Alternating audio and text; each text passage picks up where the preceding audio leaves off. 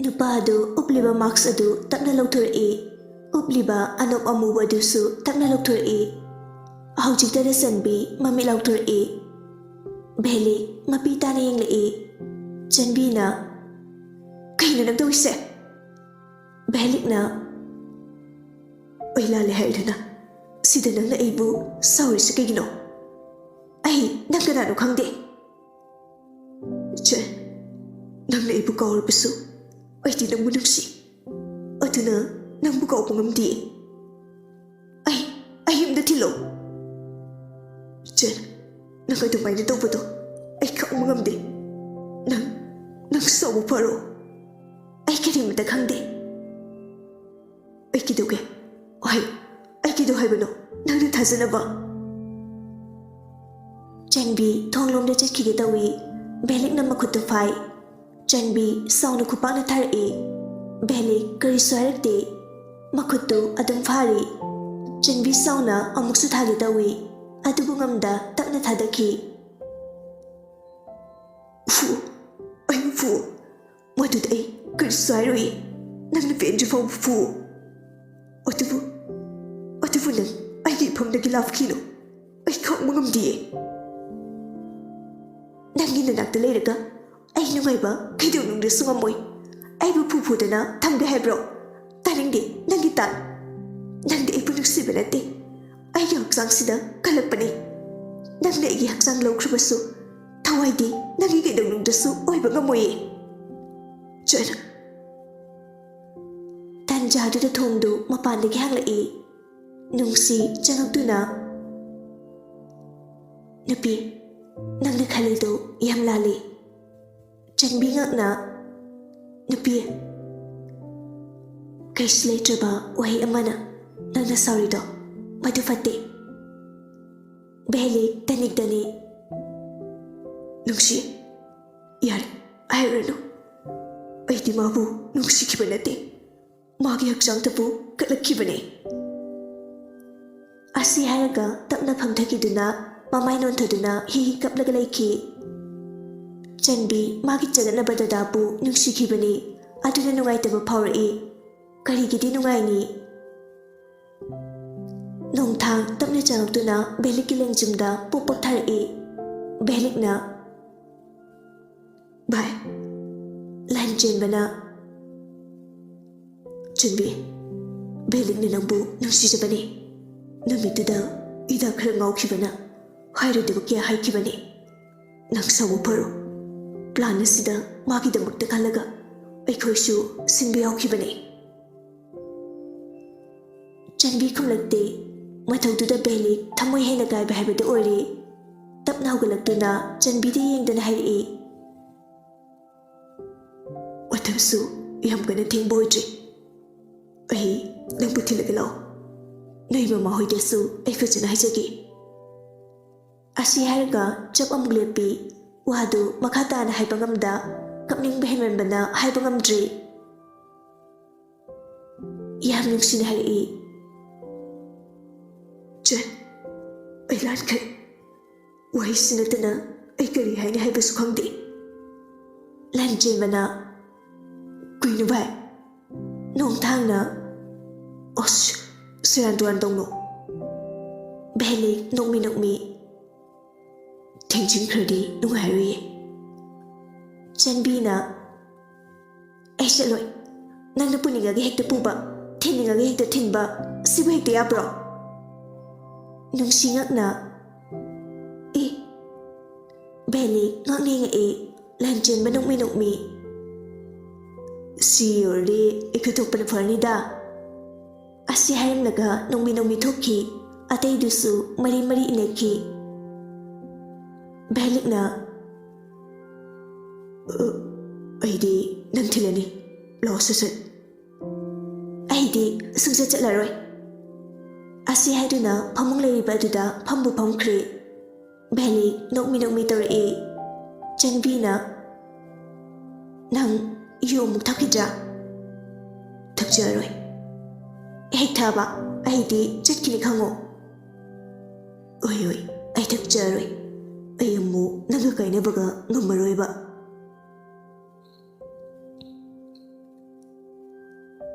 Asumna tha khara hokri Nalika chanbigasu luhongba loikri Amaromdana Daniel ga Bemem ga lal haijage khanduna lei adugu chatlubada leramdabane hekta oi Ngasidi Daniel thabak ngana halaklaga nungsiyoida chatlusa haiduna mateng manaw ani du loisinari Bembembu mamit kuptune engjai Daniel du mahane khangludre magi nupisi asuk ningthije haiba adubu mideng joy thokpa ngamdre Bembem haujiki hanagum yam phulda keba tawdrabani yam chamna kebani ngasisu chamna keri makeup manamdu hainadaba fauri aduna kedabi thamkhri filoge haiduna leithorakpani adubu makoktu ngaurai makoktu takna paisinjai mamichi usinki Daniel pakane changtuna kidure Bembem mamite takna panglai Kaising dawdi Wajigano anabalo siya fati Dada ay kukse kitang ngawbo ni Otudi hospital jasira Si ngan boy di chatlagum si Ayeng kuwane sa laseba Bembem magi dadagi pakatjaba matawduda nungmi Dada ay kisum tawi atang jaseba Kerfurabo Pari Dadalo sinuro Daniel tapna Bembemgi manaktagi khajik thokiduna loisinba hawi Daniel na perfume charakpaduda Dada perfume do yamainadi Sidi adum chaidudi Ado Magoktu puba ngamda laymay taktai thari Daniel pakana chansila Bembem Se kidage seba Mamaida pop thai adubu go batadre Mama Kauna Bembembu pamduna thangdare Rita tarduna Bungo kaidorage Mama Bembem se kinuma tawgre Asumna Bembembu gari dhapkatuna hospital tamna lai Daniel pakatpana slore gari thaurubedu thofanga khangbanate Rita momobu makokta tapna nanbiduna lei Ngihaki matung hospital yorduna Bembembu puduna changai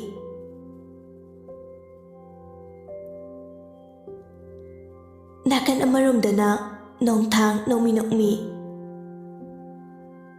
Furida sina nina hitaiba isasi Aisu moinigi khanbada tumbagi hadrabani Nongthangna Sidagidi wakhal yamna khanba yadrako Ichagi mamasi wahanba yadre Nadrade ayengwai macha thoina mapaibu waroni Ichana waru hanbaga yapona teda Nangsina Dada yam pakte ko Usinbanine aina haise Ado yahariba Ichado nupi pambra nupa pambra Aidi icha nupa pami Dada manba Oisu icha nupi pami Adusu mamagumna nuksiba Dada Oh Icha nupi pamgano Pami aidi icha nupi Nanggumna yam nuksiba do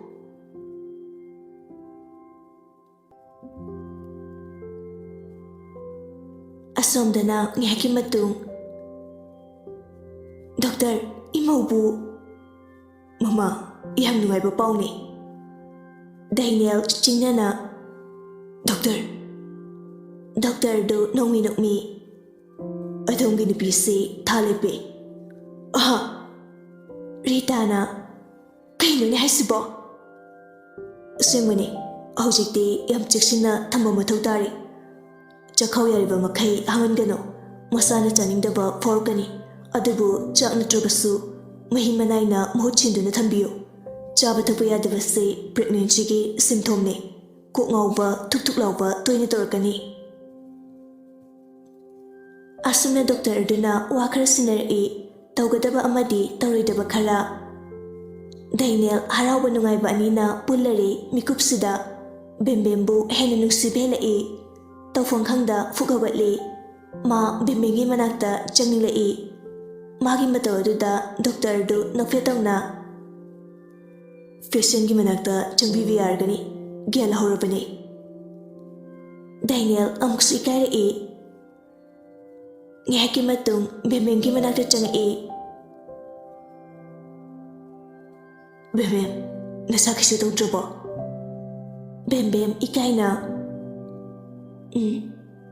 ꯔꯤꯇꯥꯅ ꯑꯗꯨꯗꯤ ꯍꯟꯅꯕ ꯇꯧꯔꯁꯤ ꯕꯦꯝꯕꯦꯝ ꯇꯞꯅ ꯍꯧꯒꯠꯂꯤ ꯗꯥꯏꯅꯦꯜ ꯆꯪꯁꯤꯟꯗꯨꯅ ꯍꯥꯏꯐꯦꯠ ꯉꯥꯛꯄꯤ ꯑꯁꯨꯝꯅ ꯃꯌꯨꯝꯗ ꯍꯜꯂꯛꯏ ꯂꯝꯕꯤꯗ ꯋꯥ ꯀꯔꯤꯁꯨ ꯉꯥꯡꯅꯗꯦ ꯏꯀꯥꯏꯔꯤꯕ ꯍꯥꯏꯕꯗꯨ ꯑꯣꯏꯔ ꯃꯥꯜꯂꯦ ꯔꯤꯇꯥ ꯍꯔꯥꯎꯕꯅꯁꯨ ꯂꯣꯏꯔꯕꯅꯤ ꯁꯨꯝ ꯊꯧꯔꯛꯄꯅ ꯃꯌꯨꯝ ꯌꯧꯔꯗꯨꯅ ꯁꯨꯃꯥꯡꯗ ꯒꯥꯔꯤꯗꯨ ꯊꯝꯃꯤ ꯔꯤꯇꯥꯅ ꯉꯥꯛꯄꯤꯗꯨꯅ ꯕꯦꯝꯕꯦꯝꯕꯨ ꯀꯨꯝꯊꯔꯛꯏ ꯗꯥꯏꯅꯦꯜ ꯅꯣꯛꯃꯤ ꯅꯣꯛꯃꯤ ꯌꯦꯡꯍꯧꯏ ꯂꯥꯛꯑꯣ ꯂꯥꯛꯑꯣ ꯁꯦꯁꯦ ꯇꯞꯅ ꯍꯤꯞꯊꯧꯈꯣ ꯕꯦꯝꯕꯦꯝꯕꯨ ꯃꯅꯦꯝꯅ ꯇꯞꯅ ꯍꯤꯞꯍꯜꯂꯤ ꯍꯤꯞꯂꯝꯃꯨꯀꯣ ꯃꯃꯥ ꯀꯣꯐꯤ ꯁꯦꯝꯃꯛꯀꯦ ꯃꯃꯥ ꯌꯥꯔꯅꯤꯌꯦ ꯌꯥꯗꯦ ꯌꯥꯗꯦ ꯀꯨꯏꯔꯣꯏ ꯉꯥꯏꯍꯥꯛ ꯂꯩꯔꯝꯃꯨꯀꯣ ꯑꯁꯤ ꯍꯥꯏꯔꯝꯂꯒ ꯍꯥꯊꯨ ꯍꯥꯊꯨ ꯆꯦꯟꯈꯤ ꯃꯅꯦꯝ ꯑꯣꯏꯕꯤꯗꯨ ꯗꯥꯏꯅꯦꯜ ꯄ꯭ꯔꯞ ꯄ꯭ꯔꯞ ꯂꯥꯛꯏ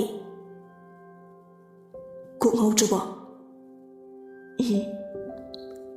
ꯑꯩ ꯉꯁꯤꯗꯤ ꯌꯥꯝ ꯍꯔꯥꯎꯏ ꯑꯁꯨꯛ ꯅꯨꯡꯉꯥꯏꯕ ꯃꯤꯀꯨꯞ ꯑꯃꯁꯨ ꯅꯪꯅ ꯄꯤꯕꯤꯔꯤ ꯄꯄꯥ ꯍꯥꯏꯕ ꯃꯤꯡꯊꯣꯜꯁꯨ ꯅꯪꯅ ꯄꯤꯕꯤꯔꯛꯏ ꯑꯩ ꯌꯥꯝ ꯄꯦꯜꯂꯦ ꯕꯦꯝꯕꯦꯝ ꯄꯨꯟꯁꯤꯗ ꯑꯁꯤꯒꯨꯝꯕ ꯃꯤꯀꯨꯞ ꯂꯥꯛꯀꯅꯤ ꯍꯥꯏꯕ ꯑꯩ ꯊꯥꯖꯗ꯭ꯔꯦ ꯅꯪꯕꯨ ꯁꯦꯟꯅꯕꯒꯤ ꯊꯧꯗꯥꯡ ꯂꯧꯔꯝꯕ ꯑꯩꯁꯦ ꯍꯧꯖꯤꯛꯇꯤ ꯑꯩꯒꯤ ꯏꯆꯥ ꯑꯃꯁꯨ ꯌꯥꯎꯗꯣꯔꯦ ꯄꯨꯟꯁꯤꯒꯤ ꯑꯣꯏꯅ ꯅꯪꯃ ꯅꯆꯥꯕꯨ ꯁꯦꯟꯅꯖꯒꯦꯀꯣ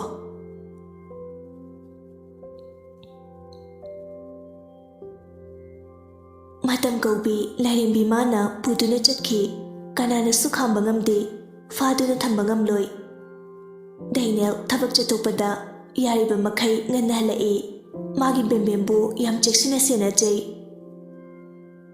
ꯍꯦꯟꯊꯣꯏꯕꯒ ꯊꯣꯏꯒ ꯂꯨꯍꯣꯡꯈ꯭ꯔꯦ ꯍꯥꯏꯅ ꯁꯤꯡꯅꯗꯨꯅ ꯑꯇꯩ ꯑꯇꯩꯅ ꯇꯣꯉꯥꯟꯅ ꯊꯝꯈ꯭ꯔꯒ ꯂꯟꯆꯦꯟꯕ ꯌꯨꯝ ꯄꯥꯜꯂꯣ ꯍꯥꯏꯕ ꯌꯥꯔꯝꯗꯦ ꯃꯥꯒꯤ ꯃꯃꯥ ꯃꯄꯥꯗꯤ ꯊꯋꯥꯏ ꯑꯗꯨꯛꯀꯤ ꯃꯇꯤꯛ ꯅꯨꯡꯉꯥꯏꯖꯔꯝꯗꯦ ꯃꯆꯥ ꯅꯥꯏꯇꯣꯝ ꯄꯣꯛꯆꯕ ꯃꯥꯒꯤ ꯃꯇꯧꯗ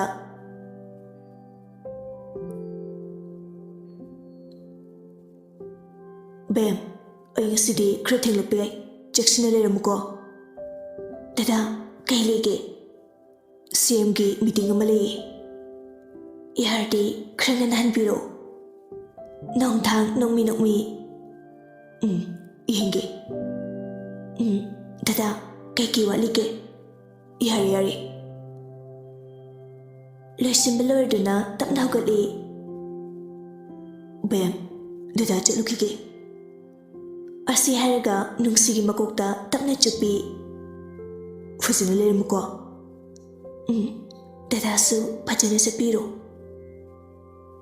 ꯅꯣꯡꯊꯥꯡ ꯅꯨꯡꯁꯤꯒꯤ ꯃꯕꯨꯛꯇ ꯃꯀꯣꯛ ꯊꯝꯗꯨꯅ ꯃꯆꯥꯊꯣꯏ ꯃꯃꯥꯗ ꯅꯤꯡꯉꯥꯏ ꯇꯧꯅꯨꯀꯣ ꯄꯄꯥꯅ ꯍꯜꯂꯛꯄꯗ ꯃꯆꯥꯊꯣꯏꯒꯤ ꯍꯧꯕꯤ ꯂꯩꯔꯛꯀꯗꯣꯏꯅꯤ ꯑꯁ ꯗꯗꯥ ꯐꯖꯅ ꯂꯩꯔꯝꯃꯣ ꯑꯁꯤ ꯍꯥꯏꯔꯝꯂꯒ ꯇꯞꯅ ꯆꯠꯄ ꯍꯧꯈꯤ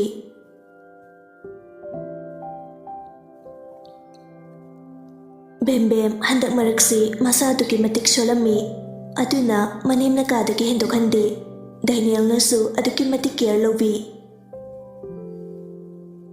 ꯕꯦꯝꯕꯦꯝ ꯁꯤ ꯈꯤꯇꯪ ꯆꯥꯊꯣꯛꯎꯕ ꯗꯗꯥ ꯑꯩ ꯆꯥꯅꯤꯡꯗꯦꯕ ꯁꯦꯕ ꯁꯤꯗꯪ ꯆꯥꯔꯨꯕ ꯉꯁꯥꯏꯁꯨ ꯆꯥꯛ ꯆꯥꯗꯦ ꯑꯩ ꯀꯣꯟꯅ ꯆꯥꯒꯦꯕ ꯁꯤ ꯃꯍꯤꯁꯤꯗꯪ ꯊꯛꯎ ꯁ꯭ꯄꯨꯟꯗꯨꯅ ꯆꯝꯐꯨꯠ ꯃꯍꯤꯗꯨ ꯀꯣꯠꯇꯨꯅ ꯕꯦꯝꯕꯦꯝꯒꯤ ꯃꯆꯤꯟꯗ ꯈꯖꯤꯛ ꯏꯜꯂꯛꯏ ꯕꯦꯝꯕꯦꯝ ꯌꯥꯝ ꯇꯟꯅ ꯃꯌꯥ ꯀꯥꯗꯨꯅ ꯁ꯭ꯄꯨꯟꯗ ꯌꯥꯎꯔꯤꯕ ꯆꯝꯐꯨꯠ ꯃꯍꯤꯗꯨ ꯊꯛꯏ ꯗꯥꯏꯅꯦꯜ ꯅꯣꯛꯃꯤ ꯅꯣꯛꯃꯤ ꯑꯗꯨꯅꯤꯗꯅ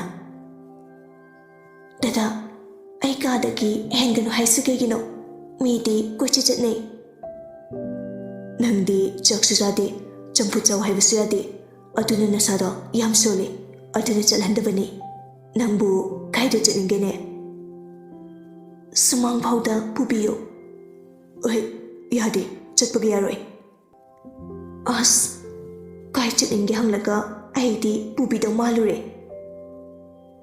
Daniel nungairꯛꯇ꯭ꯔꯗꯨꯅ ꯇꯞꯅ ꯑꯃꯨꯛ ꯍꯥꯏꯔꯛꯏ ꯂꯥꯛꯑꯣ ꯗꯗꯥ ꯁꯝꯒꯦ ꯂꯥꯛꯑꯣ Danielna Bembembu ꯁꯧꯗꯨꯅ ꯍꯧꯒꯠꯂꯤ Bembem Danielꯒꯤ ꯃꯈ꯭ꯋꯥꯡꯗ ꯍꯥꯏꯔꯞ ꯀꯣꯜꯂꯤ Danielna ꯃꯥꯒꯤ ꯄꯥꯝꯕꯣꯝꯗ ꯄꯥꯏꯕꯤꯗꯨꯅ ꯇꯞꯅ ꯊꯣꯔꯛꯏ Bembemꯗꯤ ꯃꯥꯏꯊꯣꯡꯗꯨ ꯍꯔꯥꯎ ꯃꯤꯅꯣꯛ ꯇꯝꯂꯛꯏ ꯀꯨꯏꯔꯕꯅꯤ ꯃꯥꯅ ꯐꯃꯨꯡꯗ ꯇꯨꯝꯗꯨꯅ ꯂꯩꯕꯁꯤ ꯃꯥꯅ ꯁꯣꯂꯤ ꯊꯣꯛꯂꯒꯁꯨ ꯃꯥꯒꯤ ꯗꯗꯥꯅ ꯎꯔꯗꯤ ꯍꯦꯛꯇ ꯉꯥꯡꯉꯤ ꯅꯠꯇ꯭ꯔꯒ ꯃꯥ ꯂꯩꯇ꯭ꯔꯒꯅ ꯔꯤꯇꯥꯅ ꯌꯥꯗꯦ ꯊꯤꯡꯉꯤ ꯏꯪꯗ꯭ꯔꯣ ꯅꯪꯕꯣ ꯏꯪꯗꯦ ꯁꯦ ꯁꯣꯐꯥꯗ ꯉꯥꯏꯍꯥꯛ ꯐꯝꯃꯝꯃꯨ ꯑꯩ ꯐꯤ ꯑꯊꯥꯕ ꯑꯃ ꯂꯧꯔꯛꯀꯦ Bembembu ꯅꯤꯡꯊꯤꯅ ꯐꯝꯍꯜꯂꯝꯂꯒ Daniel ꯄ꯭ꯔꯞ ꯀꯥ ꯇꯝꯅ ꯀꯥꯔꯛꯇꯨꯅ ꯐꯤꯌꯥꯟꯗꯒꯤ ꯐꯤ ꯑꯊꯥꯕ ꯈꯔ ꯆꯥꯎꯕ ꯑꯃ ꯂꯧꯗꯨꯅ ꯀꯨꯝꯊꯔꯛꯏ Bembem ꯇꯞꯂꯤ ꯆꯠꯄ ꯍꯧꯔꯝꯃꯤ ꯀꯨꯏꯅ ꯅꯪ ꯇꯧꯏꯗꯨꯕꯣ ꯑꯁꯤ ꯍꯥꯏꯗꯨꯅ ꯄ꯭ꯔꯞ ꯂꯥꯛꯏ ꯏꯁꯧ ꯂꯥꯡꯂꯞ ꯆꯠꯀꯅꯨ ꯍꯥꯏꯔꯒ ꯉꯥꯏꯍꯥꯛꯇꯪ ꯁꯤꯗꯕ ꯑꯃꯨꯛ ꯍꯧꯒꯠꯂꯝꯃꯤ ꯅꯪ ꯁꯤꯕꯨ ꯀꯃꯥꯏꯅ ꯉꯥꯡꯅꯗꯣꯏꯅꯣ ꯈꯪꯗ꯭ꯔꯦ ꯑꯩꯗꯤ Bembemna Dada kaisu tawri ai chatpa ngammisidi ꯑꯗꯨ ꯑꯣꯏꯔꯁꯨ ꯗꯗꯥ ꯄꯥꯈꯠꯂꯦꯕ ꯅꯪꯕꯨ ꯅꯨꯡꯁꯤꯕꯒꯤꯅꯤ ꯗꯗꯥꯅ ꯇꯧꯔꯤꯕꯁꯤꯡꯁꯤ Bembem ꯃꯥꯒꯤ ꯗꯗꯥꯅ ꯃꯥꯕꯨ ꯅꯨꯡꯁꯤꯖꯕ ꯃꯇꯧ ꯑꯗꯨꯗ ꯅꯣꯛꯃꯤ ꯌꯦꯡꯖꯩ ꯊꯃꯣꯏꯗ ꯑꯋꯥꯕ ꯃꯃꯤ ꯑꯃꯠꯇ ꯇꯥꯗ ꯃꯥꯏꯊꯣꯡꯗꯨ ꯃꯣꯃꯣꯟ ꯅꯣꯛꯆꯕꯅꯤ ꯁꯤ ꯏꯟꯁꯟꯁꯤ ꯑꯁꯤ ꯍꯥꯏꯗꯨꯅ ꯐꯤ ꯑꯗꯨ ꯏꯜꯂꯤ Dada sidi yam chawi puba waniye Dada leisidi Daniel tapna konbiduna chatpa hui Dada gi fisina aiga amata chatpa urumdaw mandre aina dang uradi yarba natro Dada swaida phamsi hoi ani du tapna phammi Ingbro Asuk chabu phisi ilabanina ingre Nangbu kri janinge Janingde Champur chagar duri Aduni yaadro Mare dono hidak chaduni Amma hayo dada sembigeva Adidi sangong khe chage Adu haubiyo Adudi amukta saudre Wahiga draside Hoide ꯑꯩꯒꯤ ꯅꯨꯄꯤꯒꯤꯕꯨ ꯍꯧꯗꯣꯛꯇꯨꯉꯥꯏꯗꯅ